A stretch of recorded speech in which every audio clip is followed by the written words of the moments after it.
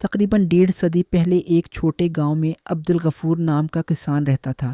وہ محنتی تھا مگر حالات ہمیشہ اس کے خلاف رہتے۔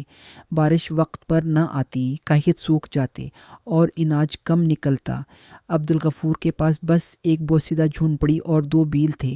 ایک دن وہ کھیت میں ہل چلا رہا تھا کہ ایک زخمی کبوتر اس کے سامنے گرا۔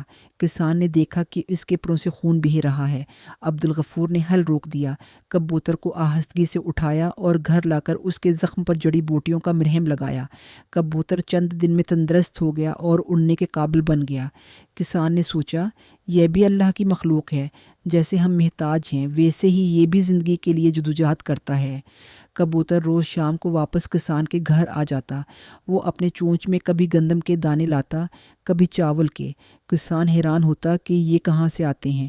وقت گزرتا گیا، 1 سال قحط پڑا، کھیت سوکھ گئے، گاؤں کے کئی لوگ بھوکے مرنے لگے، لیکن عبدالغفور کے گھر میں کبوتر کے لائے دانے جمع ہوتے گئے اور انہی سے وہ اور اس کے بچے زندہ رہے۔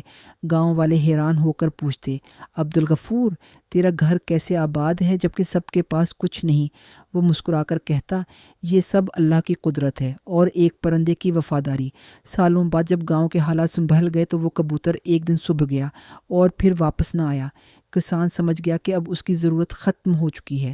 اس نے آسمان کی طرف دیکھ کر دعا کی، اے پروردگار، جیسے تو نے ایک کبوتر کے ذریعے میری مدد کی ویسے ہی سب مجبوروں کی مدد فرما۔